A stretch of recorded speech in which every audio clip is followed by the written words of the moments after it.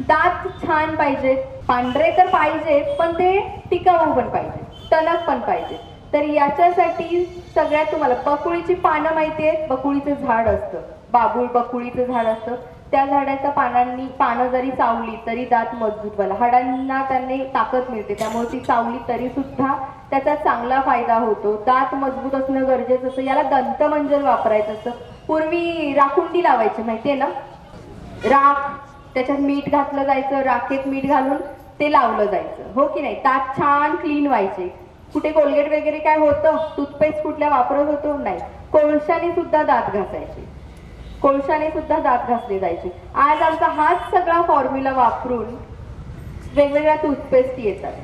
आम्ही त्यावेळेला पूर्वी मीठ घालून दात घासले जायचे. आज टूथपेस्टमध्ये मीठ घालून विचारतात की आपकी टूथपेस्ट में नमक है, आणि आम्हाला वाटतं वाव काय कौतुक आहे. ते टूथपेस्टमध्ये व्हाईट व्हाईट काड्या दिसल्या की मीठ आहे म्हणून ते घरी आणतो आपण. हे पूर्वीपासून करत होतो आपण. मधाने दात घासले की ते छान टणक होतात, छान चकाकी येते, काळे पिवळे जे काही व्रण असतात ते कमी होतात. शिवाय तुम्ही आमचं दंतमंजन सुद्धा वापरू शकता. त्या दंतमंजनमध्ये 5 प्रकारच्या वेगवेगळ्या वनस्पती आहेत आणि फक्त दातांसाठीच नाही तर पचनासाठी सुद्धा ते महत्वाचं आहे. कारण दंतमंजन हे रात्री लावायचं असतं.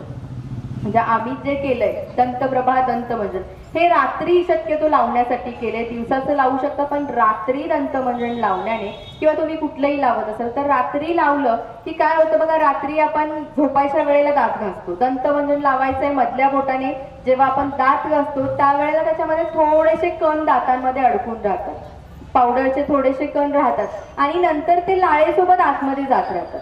कारण एकदा आपण दात घासले की झोपून जातो ना, पण ते दातांमध्येच राहतात. एकतर कीड असेल, काळे पिवळे व्रण असतील, काय असेल तर ते कमी होतात. तोंडात छाले पडले असतील, कारण त्याच्यामध्ये वनस्पतीच अशा दुर्मिळ आहेत की ह्या सगळे कमी व्हायला, सगळे आजार किडे सगळे कमी व्हायला मदत होते. आणि शिवाय हे रात्रभर पोटामध्ये जात असेल तर पोट सुद्धा म्हणजे पोटा सुद्धा साफ व्हायला चालू होतो.